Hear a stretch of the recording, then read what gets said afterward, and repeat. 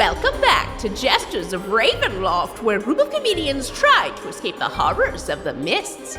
Still separated from the rest of the troupe, New Rogue finally regained his magical powers after apologizing profusely to Ezra for his blasphemy and saw his friends once again only to be attacked by Hellhounds. Shadow Nemesis, meanwhile, led his companions into the ruined monastery. Tyler guided Del through the darkness, and once her eyes had adjusted, Del summoned a bonfire to set several boneless zombies aflame. New Rogue caught up with the rest of what changed, but with Hellhounds and zombies outside and the terrifying and mysterious Huntress inside, can they survive this endless night? I doubt it.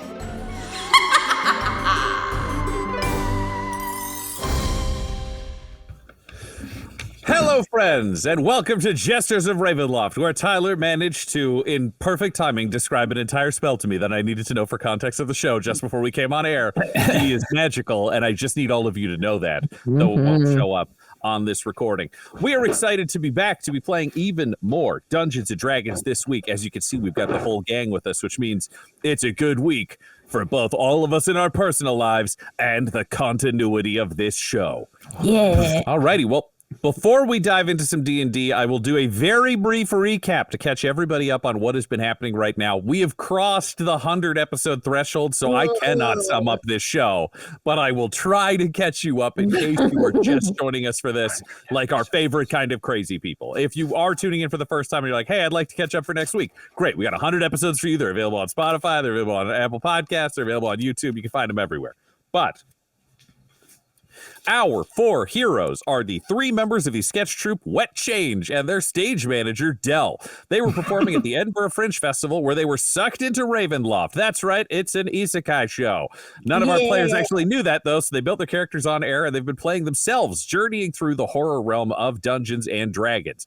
They have all had many changes occur. They've accepted gifts. They've suffered curses. They are magically shifted. They've trained in D&D classes, and they discovered that they were accidentally summoned by the god Ezra, god of the mists, who is hoping to escape Ravenloft if these four heroes, quote unquote, can make their way through these realms, defeat Dark Lords, and take their places. Now, our four players, I'm going to start with Del, the stage manager of this group.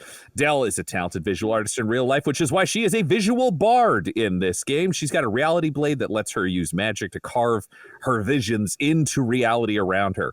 She also has been cursed/blessed to be able to talk to ghosts, which is generally useful, but sometimes a nightmare. Her hair is always blowing in an invisible wind, and she's got those reflective kind of dog's eyes at night in a light thing going on.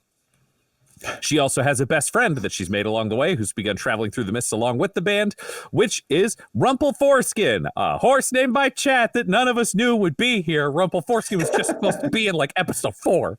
And then 100 and something episodes later, this bone horse fueled by fire is still journeying along with the party and is perhaps the most sane person appearing on this series. Then there's Tyler.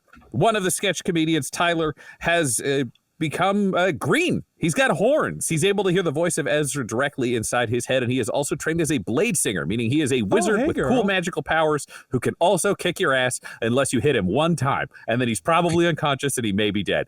But it's awesome. He's also got a pinky he can remove and do magic with, and he has a familiar. He has Ivan, who generally takes the form of a bat, but can take on a variety of forms. Ivan can also be put into the body of a living doll that can run around and do stuff for Tyler. Then there is Guy Bradford. Just kidding. He died really early and was brought back from the dead with no memories whatsoever. So he has ghost limbs from his elbows to his hands, his knees to his feet. He's got ghost eyes. If he touches anything with them, it melts things. It hurts people. It kills them. It's bad. The only thing he can touch, though, is a goat that was given to him by the mists. Jack Magnum. His very own goat. A mist goat is his one true companion. After losing all of his memories, he decided he wanted to protect his friends. That's right. He did get a squishmallow of a goat sent by Ratty Rat, one of our lovely regulars on his journey from his home. But he is trained as a cleric of Ezra, dedicating himself to protecting his friends because he sees Ezra as a god of like healing and forgiveness, and no one can convince him otherwise. So he's doing that. That's been his journey. Last but not least, there is Adam, who became Shadow Nemesis, a Saturday morning cartoon villain after we discovered that not only Did Adam go this deranged? Over the course of the show, we've discovered that he has multiple personalities and had them even back on Earth when he was totally normal, including an evil drug-dealing personality with no lips named Crispy Chris. There's Shadow Nemesis, there's Adam, and we're not sure exactly what else is going on there. He decided Shadow Nemesis was the best personality for this. He's determined to gain power in all its malicious forms, kill anyone who wrongs him, claim any magic item he can see as his own. He has not attacked the party, which is worth knowing. And Adam's a lovely person in real life, so we all think it's a lot of fun. He shot New Rogue in the leg. Yeah, that's true. He has shot just New Rogue several times. Only New Rogue. I only attack him. Yeah, he brought along a companion early on that he discovered in his journey, the Dr. Deputy, who he promoted to Dr. Deputy, one of the squires of the Black Knight who was killed early on, and Shadow Nemesis took on the mantle of the Black Knight. The Dr. Deputy has been following the party since. He's died multiple times at the orders of Shadow Nemesis, and currently the Dr. Deputy has assigned himself to Dell as his boss. Our heroes are in their third realm. As far as they can tell, this appears to be following Groundhog Day rules. They've started the day the same way 3 times now after brutally dying and restarting where they made their way forwards. They know there is a climactic battle happening at the end of this day that they have not yet personally themselves attended or reached, between an evil villain known as the Gravewalker and the brave and righteous Prince Auric Bright Eyes. But they went to a farm, and now they collected the Talisman of Ultimate Evil, which Shadow Nemesis has been swinging around as a close combat weapon, just a bolo that can melt through good people. And our heroes made their way to an abandoned monastery that they realized might contain another fabled weapon that had been apparently stolen from the forces of good in this realm before it could be a part of this final battle. They had made their way there, so Shadow Nemesis, Tyler, and Dell were kind of bursting into this monastery after luring some zombies outside when New Rogue, who had been eaten by a giant owl, successfully killed that owl. His goat died. He swore off the gods, then tried to use magic and apologized very convincingly, so he received his magic back, and he and Jack Magnum have rejoined the friends who are inside this monastery, having locked some zombies outside. Some boneless zombies are in front of them, some of them vaguely on fire, thanks to Dell. And a villain burst out of the altar at the far end of this abandoned monastery, landing, raising what they would recognize as the Sunblade, a lightsaber-esque sun-powered weapon, and declared herself the Huntress, saying that they would need to face her. And that is approximately where we left things. They have 2 birds with them in this realm. Horses are murderous velociraptor-style birds named cockatrices, and if they peck you, they can turn you to stone. They have 2 of them because they left 2 outside to be brutally murdered. One of which is New Rogue, who's not aware of this plan. He's going to have a real bad time when he finds out. What? Nobody say. Nobody say. Whoops. What? Oh boy. Everyone was fine with it, not just He gets me. his hand on a rock. You better watch out. He's got those magic rocks in his pants too, right? He's got unlimited ammo, rocks. Do I?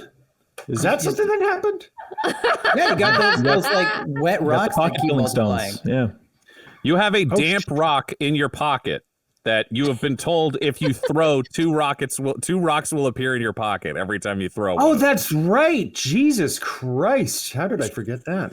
I'm writing that one down again. It's so Okay. normal. I don't know how anyone could Very forget normal. Rocks. the damp rock of pocket filling. Damp rocks. Damp rock of pocket filling. Until All ready to go. Yep. Okay. Do any of you have any questions about continuity of this before we dive in? Obviously, no one knows where this is going to go, but we know where we're at now. Yeah. Sounds good. Yeah, I think I'm good. Well, I don't know if I should ask this. I might give away a plan I have. I'll ask it on air. I think that'll Great. We'll save that for air, which is good. And with that, it's time for us to return to Ravenloft.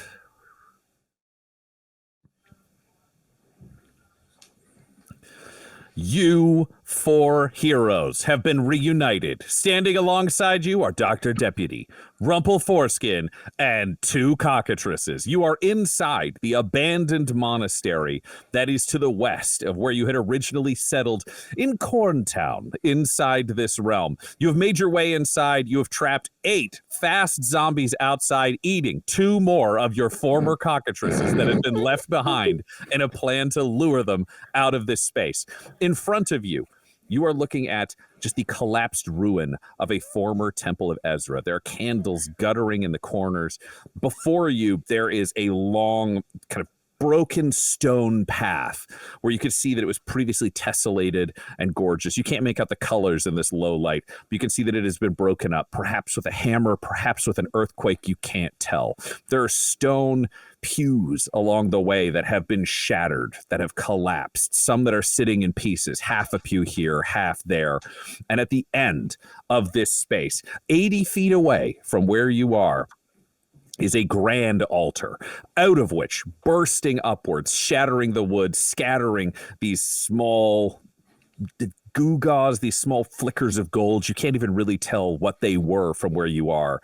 And landing, raising what you would assume to be the sunblade in her hand, is a lithe, black, glossy, leather armor-clad figure who has declared herself to be the Huntress, while summoning a blade as bright as sunlight out of the sword hilt in her hand. And you have realized it is a time where perhaps combat is inevitable, or perhaps not. I can never tell what this party is going to do. Before we dive in, I will remind you of the magic that is all active currently at this time. Right now, Del, you are under the effects of protection from evil and good. This was cast by Tyler a couple of episodes ago for us, but seconds ago in terms of this game. New Rogue, you have cast Spirit Guardian, so you are surrounded by ephemeral, I think, legless from the waist down versions of all of Austin Powers' love interests that are blurring through the air in a 15-foot radius. Yeah. And I believe, Del, you had also summoned a story from the ghosts of this realm, absorbing the last fragments of Ted, the insane banshee-esque husband of Angelina, a ghost you had hoped to help, which means you have some teleport abilities stored up. Yes. The first person who gets a chance to move in all of this, having steered Del inside because Del does not have dark vision, Tyler, you are looking at this scene before you. You can see there are 6 boneless, sloughing flesh zombies slopping forwards. They are about 25 feet away from you right now. In the center, there are 2 that are standing in a bonfire that sprung up out of nowhere, one of which is directly flaming. This is the scene before you. What do you do? I'll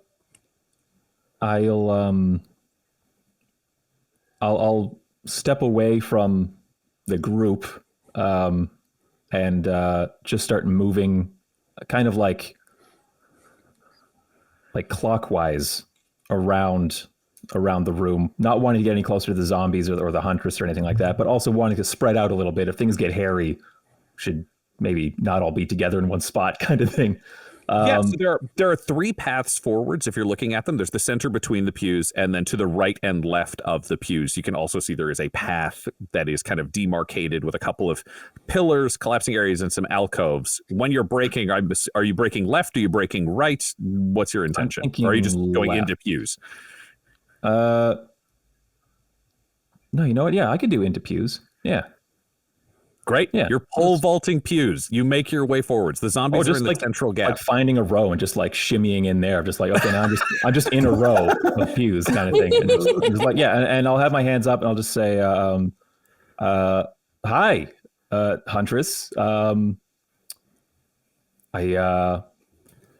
don't suppose that's the sun blade, is it? You will never claim this. This I do for the grave walker, and you will die. Well, and then I just say, all right. And I want to cast a spell. Okay. All right. We're going to die? No, stop. Okay, what do you do? I'm going to cast sickening ray of sickness. Great. She is about 55 feet away from you because 80. She was 80. Ooh, You okay. moved 30. She's 50 feet. Ray of 50 feet? sickness. Ooh, gosh, she is further away than I thought, but I pulled the trigger. Ray of Sickness will still hit, but it won't be as helpful to my friends as I thought it might be. A ray of sickening greenish energy lashes out towards a creature within range. I make a ranged spell attack against the target. On a hit, she takes 2d8 poison damage, and she must make a Constitution saving throw. On a failed save, she's poisoned until the end of my next turn. And if she's poisoned, she'll have disadvantage on attack rolls and skill checks, which I think would give us an edge in the first few bits of combat. But only if we can get close enough to hit her. She's far away. All righty, let's see if you can hit. Yeah. Yeah. Oh, Tyler, my boy. My knee. Well, I made that sound already. That's a 9 to hit with a 2 on the D20. So I'll just... A 9 will not hit, but the mists swirl up around you in this moment, in this combat, and give you, Tyler, a point of inspiration. Can I spend it right now? If you want to spend it, it is an option. We love to spend it. All right. Thank you, Mist. Yes. Can we beat a 2? We can with a 3. So that's a 10 to hit. I love this. Guide your aim to fire a round that your magic just misses altogether. However, as you see it burn forwards, you see it warp and weaken before it lands. You can't tell if it's something to do with the church, whether it's innately to your magic, whether the mists are messing with you, but this ray does not reach your ultimate target. Oh, okay. I know it missed, but I given that something is happening here with the spell, I had a cool idea. I'm just going to say it anyway of like how the spell is cast. I think I haven't really done many like beams or rays or anything like that. I think spells like that come from the horns. I think I like that as an idea of these two horns up in front of my face. There's like a little kind of like an arc of magic between them. And from between the arc of energy, a green like laser beam shoots out. In this case, for a ray of sickness, but then fucking nothing. I was going to say, no, if you're going to do something that cool, then we're going to adjust what happens because it's got to balance the coolness. I think you blast that forwards and you see the Huntress swing the sunblade around and intercept your attack, just turning it back and away from her until the magic dissipates. Okay. All right, that's highly. I do want more repartee, but I feel like that was a pretty cool moment that we now need to see what is happening around it. Because if I couldn't ambush her, it would just be like, sorry, just like I take it back. I didn't mean to. So the first boneless zombie that is on fire is trying to get out of this fire, but Del, it has begun its turn inside your bonfire. So what does that mean? Okay, let's see. A creature must also make a saving throw when it moves into the bonfire's face for the first time or ends its turn there. Okay. So it's just walking out of it, then it's still good for now. But this one is on fire. So what is the fire damage? Because I'm going to say that this one's going to get caught. Great. Just because the fire's in it. That's perfect. It's 1d8 fire damage. All right, you want to roll it for me? Roll me a G. Let's find out. 3. Okay. It continues to burn away and degrade, but it is functional. It will slide forwards and... Okay, here's an interesting question because you've all made your way inside. I need to figure out exactly where you are relative to each other. Tyler is to all of your collective left side among the pews. Shadow Nemesis, you had come in from outside. You were originally up kind of horizontally walking along the wall to try to get your cockatrices before coming back in. Have you stayed on the wall? Are you on the ground? Where are you relative to the party? I think I might as well stay on the wall. So I guess I'm looking up. But like on the wall at when the Huntress kind of just popped out of the ground. Yeah, so I'm not on the floor. You've got that. You're on the wall. New Rogue, you've just dashed in. Would you be beside Del? Would you be in front of Del? Would you be behind Del? You were the last one to make it in before the door closed. I'm trying to think of where Del is in relation to me right now. So just give me the door. I'm probably behind Del because I'm just right near the door. So I haven't. It's more just like going to a new environment and being like, what's going on now? So I'm Right. not. I'm going to say you are 5 feet behind Del, which means Right. your radius of the Austin Powers love interests will extend 10 feet in front of Del, which Ooh. means this zombie will be walking directly into that. Great. What save do I need to make? I believe it's a wisdom saving throw versus Spirit Guardians. Spirit Guardians. When you cast a spell, you designate any number of creatures you can see to be unaffected by it. An affected creature's speed is halved in the area, and when the creature enters the area the first time on a turn or starts its turn there, it must make a wisdom saving throw. On a failed save, and on a failed save, it will take 3d8 radiant damage. All right, well, it rolled a 6, so please roll me 3d8 for this Holy screaming zombie. moly. All right. Wow. Let's go, Beyonce. Do it. That's a 7. Behave, baby. That's an 8. Behave, baby. That's an 8. Behave, baby. 2 8s and a 7. So for each of these D8, one of Austin Powers' love interest swings by and does a cool attack. Can you describe these 3 attacks in a row and how the third one kills the zombie?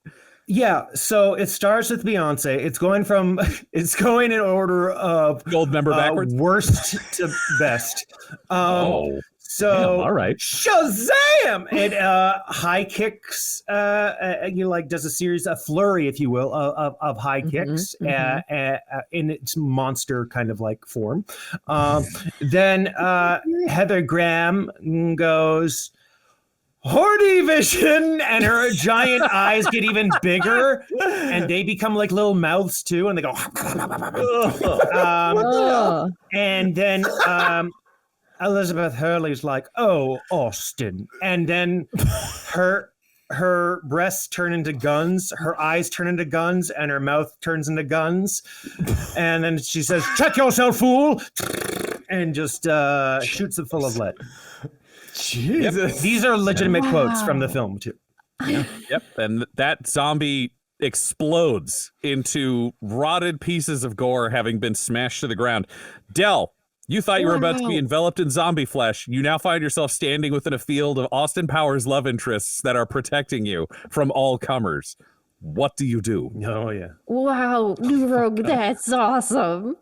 I say as I quietly take a few steps back behind New Rogue, like to the side. I'm just going to stay in this field of protective ladies. That sounds really good. I'm glad to be of help and of service. And where's Westra? Yeah. Good to have you back, New Rogue, I say as then I put my hands to my heart and I shoot out Eldritch blasts towards this sexy lady in the back because she sassed Tyler. Great. What is the range on Eldritch Blast? 120 feet. You got it. All right, let's roll some attacks. All right. I have 2 of them, so I'm gonna roll these 2 attacks. Oh, why? Why me? Oh, One is a I hear nat you, Del. 1. So I gotta roll ghosts for the nat 1. The other one is a 17 if that hits. 17 will hit. Okay. Well, I guess see if the ghosts do anything to me first. Oh god, I'm losing everything. Dropping everything. All right, come on, ghosts. Ghost is a 4, so within the next 10 minutes, I can ask spirits about results of a specific course of action as an augury spell. So Great. And I'm gonna say because the nat 1 with the ghosts, like that's a fun one. yeah, This does that's feel what like I got a from the nat high-stakes 1. moment, which is why the mist swirls up around you. Can you roll me a d6? I can. Oh, it's a 2. It was a 6 for a second. Now it's a 2. Oh, you are about to fire off your first blast when you feel the impression of ghosts around you, which is itself disturbing in this whole area. And while you're feeling them influence you, you fire off your second blast and hit the Huntress in the distance. And then, overwhelmed by ghosts as the mist swirls up and fills your body, you blast again. Unable to see, unable to think, and you tag New Rogue with it. What? Can you roll me damage for the Huntress, and then we will roll damage for New Rogue. Okay, damage for the Huntress. It is 1d10 plus 4. Whew. So that's a 10, so that's 14 for the Huntress. Okay, the Huntress. And that is what kind of damage? It is... That's a good question. Eldritch Blast? Force damage. Yeah. Force damage. Okay, that was 14. Got it. And then for New Rogue, I rolled a 9, so that's 13. 13 damage for you, New Rogue. Wow. Oh! Ah! Oh, As my you lady are ghosts. However, we will need you to roll a concentration to see if you can hang on to your spirit guardians. What do I roll? Let me confirm this. I'm double checking to make sure I get it right. Okay. Everyone in chat will know this answer and be going crazy. I just don't want to get it wrong. This is where I get like extra concerned. Yes, show me concentration. Ooh. So you have taken damage while trying to concentrate on a singular spell. So whenever you take damage while you're concentrating on a spell, you have to make a Constitution saving throw to stay focused. The DC equals 10 or half the damage you take, whichever number is higher. So for you, it is 10. So I need you to make a Constitution saving throw, and you want to get 10 or more. Okay, so I'm rolling a d20. Okay, great. Yeah, correct. Shot it. Oh, that's great. Okay, that's a 15. That's a 15. You maintain your spell. It stays up even though you took damage. And Del, despite the horror of having blasted New Rogue and the Huntress, you feel the mist remain within your body, and you are given a point of inspiration. Oh my goodness. Ooh. Thanks, Oh. Mists. I'm so sorry, New Rogue. I thought you were a spooky ghost. That's okay. Just try not to shoot me again. It hurts. Okay. I'm sorry. Okay, that's all right. New Rogue, it is your turn. What do you do? So Westra's seriously not in here? You do not see Westra. You do not see any cockatrices. You do see Rumple Foreskin. You see Dr. Deputy, and you see the rest of your party.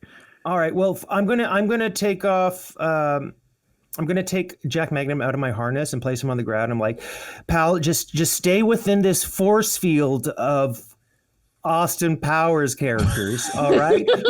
Now, if they ever fade, I want you to tuck and roll behind one of the pews or something. Just hide, okay? Can you roll me an animal handling? Oh yeah. Oh fuck. That's an 8. That's an 8. Jack Magnum takes off running straight forward towards the bonfire. No! I'm gonna cast Bless. I can do this on 3 creatures. I can see, so I'm gonna do it on him. I'm gonna do it on Del, and I'm gonna do it on Tyler. Great. How does Bless work? Thanks. Sorry. You bless up to 3 characters of your choice you can see within range, within 30 feet, or rather, within 30 feet. Whenever a target makes an attack roll or a saving throw before the spell ends, the target can roll a d4 and add the number rolled to the attack roll or saving throw. Great. You've got So that's what that, I'm gonna friend. do. So make a note. Okay, Jack it's just going to be Magnum. my golden light hitting everybody. Jack Here you Magnum. go. Jack Magnum sprinting forwards, jumps into the air, and starts kicking one of the boneless zombies. Let's see how he does. Add a d4, but that's a nat 1, so he's just going to jump into it. And this boneless zombie is going to encircle and absorb Jack Magnum. You can see a goat struggling from within it as it squeezes in. Oh no. Should I have run after him? You still have movement if you would like to run forward. I'm running forward towards a zombie, and I still have my force field. Will that do anything if I get... Yeah. So you dash forwards, bringing all 5 remaining boneless zombies within your field because they were 30 feet away and your field is 15 feet out from you. Oh. I need to roll several wisdom saving throws for these zombies. You can imagine how smart they are. They don't have bones. That's a net 20. Okay. Oh, that's the smart one. That's a 16. What do I need to roll over again? For my spirit guardians, let's see. Well, I have on a failed save, the creature takes 3d8 radiant damage. But what's the difficulty of the save? What's your spell save DC? It'll be at the top of that sheet. My spell save DC, sorry. My spell save DC is... Come on. It's 14. Okay.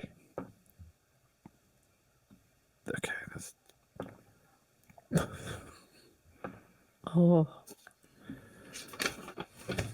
And as the mist swirls up around the zombie, holding on to Jack Magnum because the mists gave the villains a point of inspiration. Oh, no! Well, The Watchers are turning on us. yeah.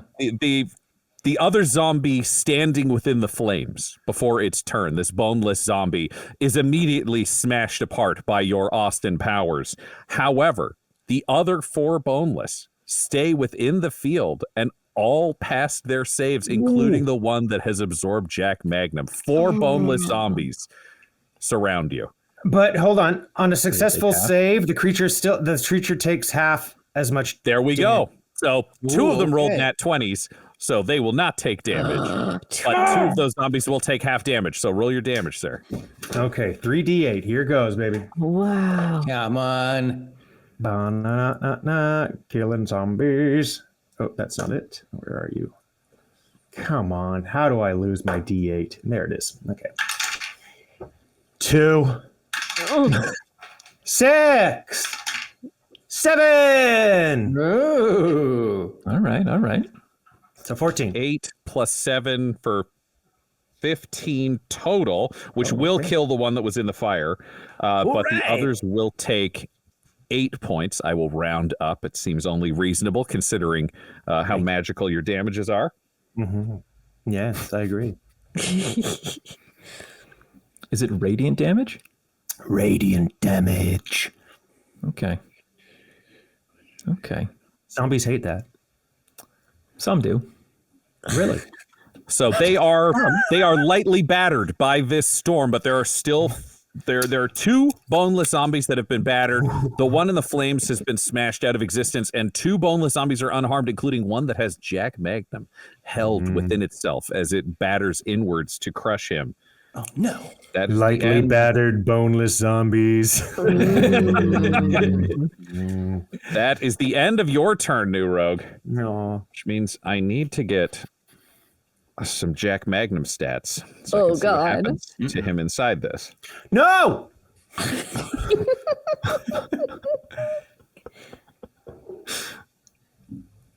Okay, and he has in a bonus to saving throws, Jack Magnum, due to your spell, correct? Yes. That will matter as it tries to crush the life out of him. Oh God. I should have kept him in his harness. Here we go. We're adding the D4.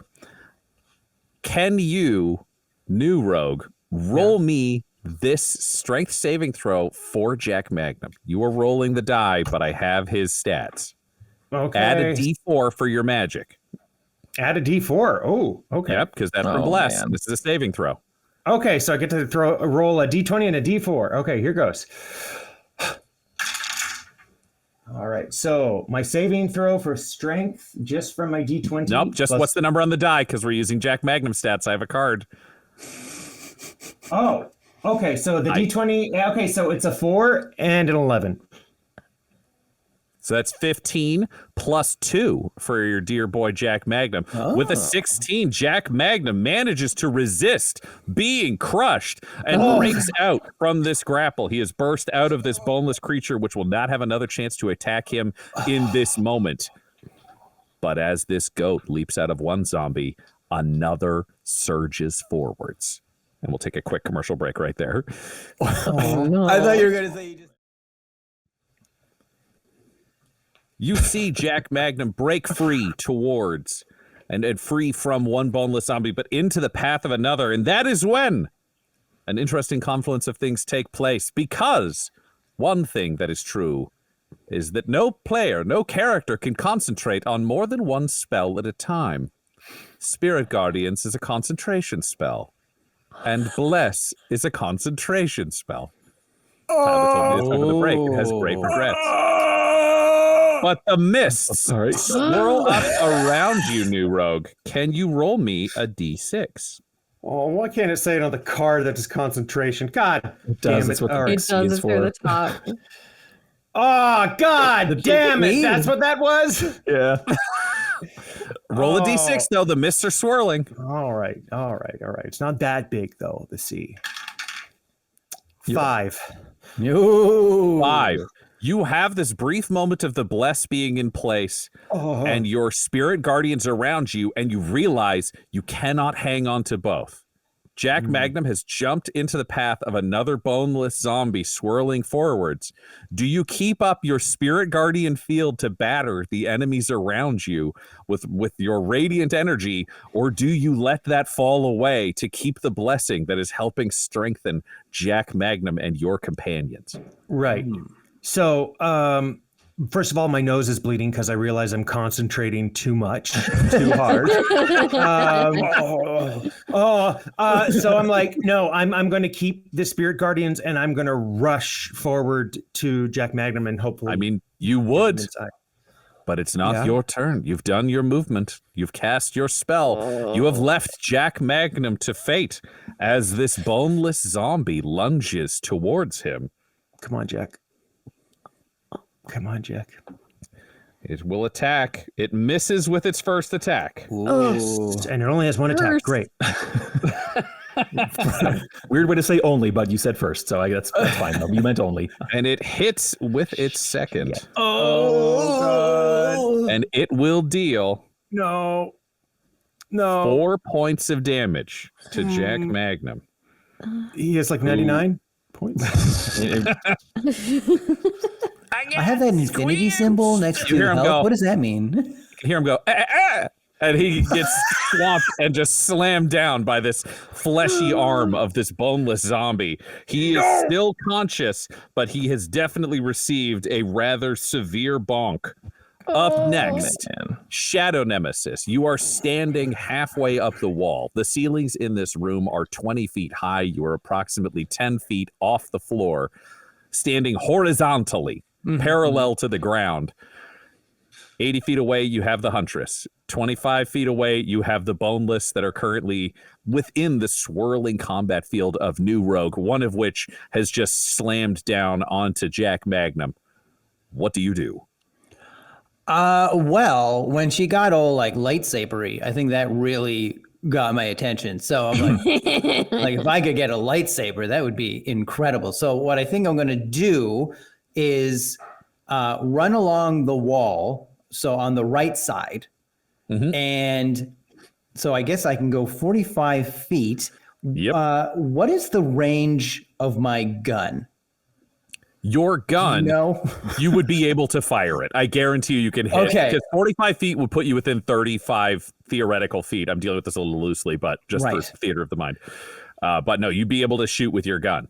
Okay, so I think I'll run along the wall and I'll kind of, you know how if like Spider-Man kind of sits on a wall and he's like talking to somebody, how he kind of like, it's almost like a squat thing. So I'm going to, Yep. like kind of like squat on the wall like that. So I'm going to just squat on the wall and I'm going to take my RoboCop gun out and I'm going to fire twice at the Huntress. Right. You take your RoboCop gun out to fire, and you have this strange moment as you're about to pull the trigger where you realize that you have this axe, though, and the axe is so good. But, like, the gun's okay, but the axe is good, and you find yourself distracted. So please roll me both attacks with disadvantage. Yes, I realize that. But I don't want to like player Adam. You don't know that. Yeah, no. Player Adam knows. Player Adam knows. Correct. Shadow Nemesis does not. Does Not at like, all. I feel like character Tyler explained it pretty clearly. No, because he canonically decided you were jealous and your facts weren't true. Oh, that's true. That is true. Yeah, you were just trying to I steal thought my that was stuff, related so it only lies. to wanting to take it, but the whole explanation I gave is out the window. Got it. Yes, because That makes sense. I'm I'm not saying that sarcastically. That does make sense. I'm of two minds here, where I realize if I get hit and I fail a wisdom saving throw, I will go berserk and kill everyone in the church. So I'm going to try not to do that and instead kind of fit that logic into Shadow Nemesis's mind and have him just by default get the gun and want to shoot. But Yes. I So understand if you anyone at home is wondering, this is the definition of metagaming, where you take a logical thing that you know as a player, and then you force it into your role play to do something that's convenient. yeah, yeah. He's So owning it. yeah, Take Yeah. your shots. 2 shots, disadvantage. yeah, like he's holding the axe and it's against the wall, and Shadow Nemesis goes to aim, and you just can't help but just think about like, this axe kind of looks pretty shiny, but I don't remember polishing it. But you know what I mean? So Yeah. You're sighting down the pistol and just glancing at the axe as you pull the trigger. yeah, okay. So I will roll 2d20 for my first hit plus 4.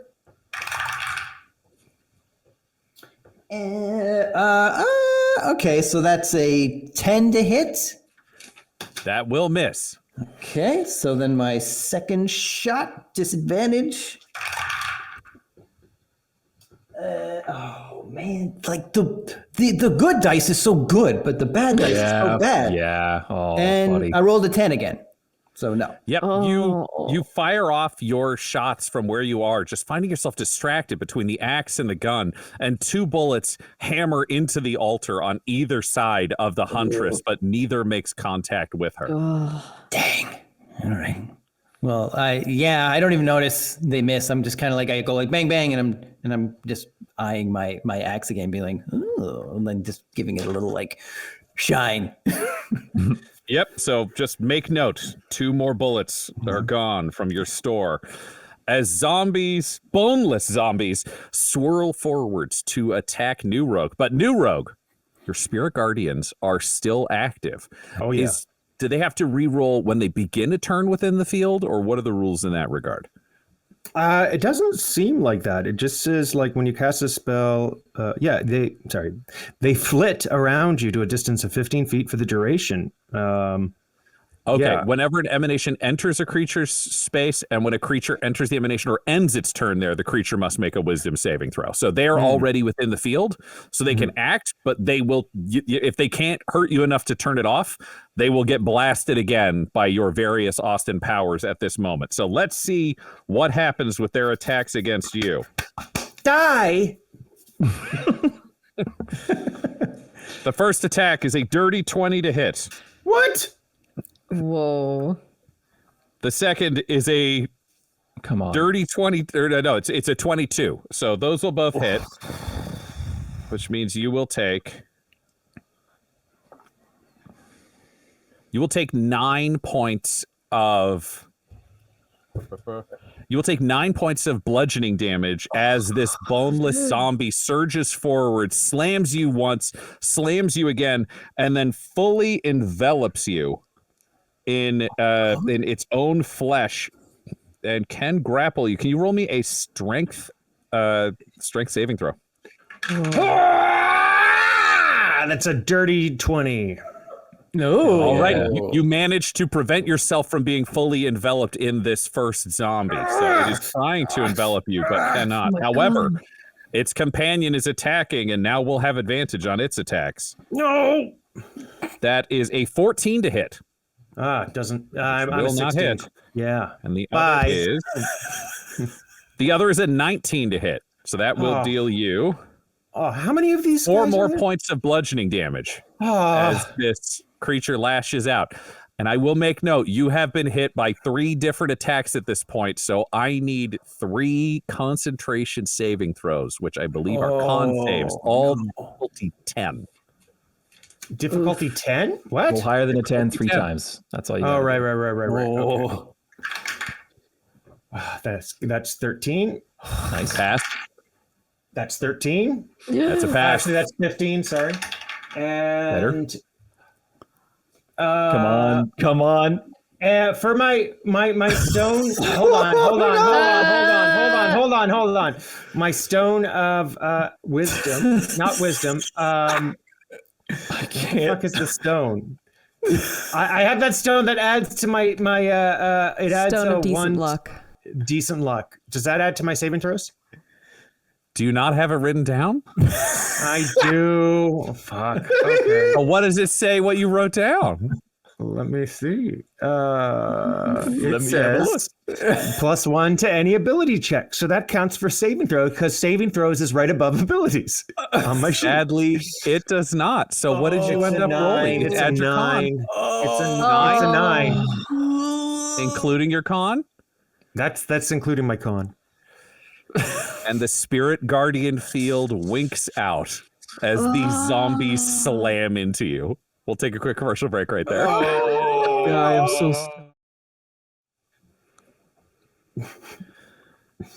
The swarm of Austin Powers guardians winks out of existence as the Huntress raises her lightsaber-like sunblade and begins dashing towards the closest threat, which is our boy Shadow Nemesis. And she dashes forwards and up the wall. And you realize she's running towards you ninja style. Can you roll your perception, Shadow Nemesis? yeah. What's my perception? That's 0. Oh, why do I? Oh, Still 0. right. Well, that's a 10. It's a 10. She's fast, and she is going to dash in and two-handed, raising it like a samurai. She's lashing out at you with this daylight blade. Whoa. The first attack is a nat 20 to hit. Oh, Christ. Miss. No. Sorry. Yeah. And it Well, you don't take crit damage, right? You've got. Oh adamantine yeah. Aha. adamantine armor. That is a very good point, Tyler. Whoa. Thank Here we you, go. Tyler. There, you're Blade Yeah, is clean. Tyler. Karmically. you're redeemed. I'm fine. I still feel like shit. And every time you absorb a crit and it doesn't do any damage, guy takes double. Yeah. You will take 12 points of damage from this weapon lashing out, and you begin to realize that it hurts the symbiote within you, this blade, as it attacks with the light, slashing you as though it had a physical edge, but its damage pouring even deeper into your body as the Huntress rears back and strikes again. Oh come on! I didn't even hit with my gun. That is a 17 to hit. Yeah, that hits. All right. Oh. That will deal you another 13 damage. Holy. Boy, And a really? combination of Jeez. slashing and radiant from this Wow. blade as it carves even deeper into you. And she looks into your eyes, bares her teeth, and you see the glint of fangs in the candlelight. And she says, "You are less than me, and I will eat you." Also, I have damage. Do I need to roll? Yes, you have damage twice. It's time for you to roll. So I got to roll this wisdom save twice. Yep. Correct, because you have been hit twice. Not to ignore what you said, but what happens with the wisdom roll will probably determine. I think that would affect your say. response. Yeah, Okay. yeah, I agree. All right, 2d20, and I got to do wisdom, which is 0. That helps everybody. All right, and I got Yep. to. All right, I got to get. I just realized how unfair this is. I got to roll above a 15. This is hard. Correct. Okay. Oh boy. Oh no. Oh wow. All right. 25% chance you can do it. What happens when you fail twice? Is that like extra bad? You are officially going berserk. You have this axe you ready. You need to every turn attack the creature nearest with you. To attack the creature nearest you with your axe until everything within 60 feet is dead. You are just a killing machine who loses all control of yourself. However, what does that look like? Knowing that you have the symbiote inside you, knowing you are Shadow Nemesis, knowing that this axe is overcoming you, and you are just the red vision comes down, and you are become death, destroyer of everything within 60 feet. So, what does this look like? I think there's two things going on, because there's like what is actually happening to me, and then there's what my mind perceives as happening to me. So I think physically, you said the axe had some sort of like little like kind of like crystal on top or something like that. Some like red thing. There's red gems hammered into it. There are skulls and string shapes, and it's halved. And for some reason, when I saw that, there's going to be a lot of deep dives here. When I was a kid, I had this Masters of the Universe toy called Mosquitor. And his whole thing was like he had a mosquito head and he had a chest that had a clear opening. And if you push a button on the back, like blood would kind of like ooze like that. So I think what's happening is that all these red gems and all like that, they kind of like, they start to like empty. And along the axe blade and the handle, there are these little grooves, and all the whatever this stuff is, this like carnage symbiote thing that's in this axe is like just trickles down the axe and it goes onto my hand, and like I'm gripping it two-handed, so they both travel up my arm, and there's these little like kind of like thorns kind of thing that grow as they spread along my body, and it goes along my chest and just up and into my eyes and my ears and just into my head, and my eyes just burn red, and I just release with thaumaturgy this like animalistic roar that just echoes throughout the whole place, and the candles burst in flame, and I just get ready to attack. But then in my mind, I see Gregornant Man come in, and he's like wheeling. He has that like biscuit cart, and it's like ew, ew, ew, and he kind of like wheels it in, and he has like an old little like gramophone on it, and he's just like, "Whoa, hey there, Shadow Nemesis, just that I stop by and call you son of a bitch," and then I'm just like, what did you say to me? And then he turns on the gramophone, and it's the theme song to Pee-wee's Playhouse. So it's like bam, bam, bam, bam, boo, ba, ba, and so then and he's like, "Ooh, but you can't catch me." And now I think everyone is Gregornant Man, and I just want to like smash him to bits. He's Cranky Kong. You become covered in these unholy thorns of rage bursting out at the edges of your skin, extending from the axe. And though you see Gregornant Man, the rest of you still see the Huntress, but Gregornant Man looks at you and smiles even wider, standing opposite you with a glowing blade, and says, "Well, I guess now this is a hunt." And you and Gregornant Man begin throwing down horizontally on the side of this wall. Oh, yeah. The old Meanwhile, back at the throwdown. beginning, Dr. Deputy looks up at you, Del, and says, "What do you want me to do, boss? This is nuts." Try to help get the goat out of here. There's zombies outside. Where do I go? I mean, just like hide in a corner here. Don't go back outside. Come on, Mr. Goat. Okay, I got to see if he runs forward to collect Jack Magnum. Let's see if he Come can. on, little buddy. Thank you, Del. Oh, he cannot. He rolled a 4 and Jack Magnum has 18. So Jack Magnum is now being pursued by Dr. Deputy. He's going, "You got to be good like the bird. Don't do this like a goat. Be a bird, not a goat." And they're running through this combat zone. Perfect. And Rumple Foreskin, as you look back, you can see has thrown their weight against the door. There was nothing specifically to bar this shut. And from the other side, you can hear the moans and groans of zombies. But Rumple has a full horse body into the door and says, "You guys do what you got to do. I'm going to hold this fucker shut." Thank you. Thanks, Rumple. And we circle back around. After all of this insanity has occurred, after combat has broken out both on the walls, on the floor, powers have begun and powers have stopped. Tyler, you find yourself standing, seeing all of this happening. What do you do? God, I think it's been mere seconds from my, gambit of like, let's talk this out. Oh, you're gonna you're gonna kill us. Well, okay, beam. Oh my God, you split the beam with your sword. I'm so scared.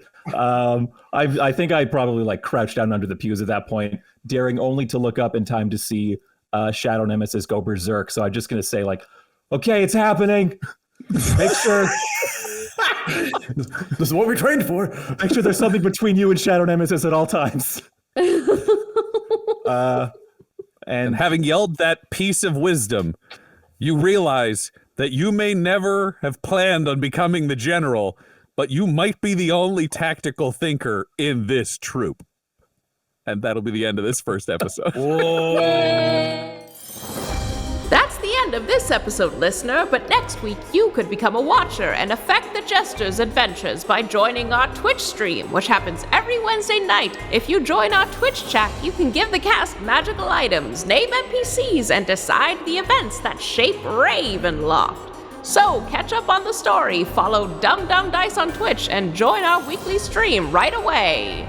Jesters of Ravenloft features the voices of players Tyler Hewitt, Borovic, Guy Bradford, and Adam McNamara, alongside Dungeon Master Ryan LaPlante. This episode was edited and mixed by Laura Hamstra, and Jesters of Ravenloft's artwork was created by Borovic at delborovic.com. That's DELBOROVIC. Our theme song is Dark Mysterious Halloween Night by Sound Gallery by Dmitry Taras, and our ad breaks use the tracks No Control and Chiefs by Jazzar, JAHZZAR, whose music is available at freemusicarchive.org. For all things Dum-Dums and Dice, including merchandise and how to join our Patreon, you can visit dumdumdice.com or find us on social media at dumdumdice. That's DUMBDICE.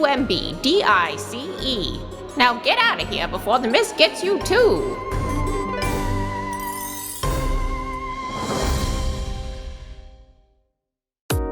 Dum-Dums and Dice has to give a special thank you to the supreme beings of our Patreon at this time: Christopher Little, George Dolby, Gavin and Abby McDonald, Logan, Fire Unfriendly, Grandma Likes D&D, Alan, Stabby Stranger, Glitch Trick, Flynn1138, Alarain Okapi, Schrodinger's Pepper, Madre de Gatos, Lady Maiden, Mithrian, Garbo Ape, Sam Schaefer, Waffle Marine, Dagger Rain, Rob L, Dia De Los Hoodless, Squishy Werewolf, Remy Funky Head, Accent Therapeutic Services in Florence, Kentucky, Lael, Shulzari, The Long Family, Jordan Oliver, Richard Wright, Brittany Fenwick, Alex Parr, Dragonfly, The Body Barrelers, Megan Werner, A Man Out of Time, Curtis at FingerTechRobotics.com, Panda24NN, Shendra D, Your Homeboy Bones,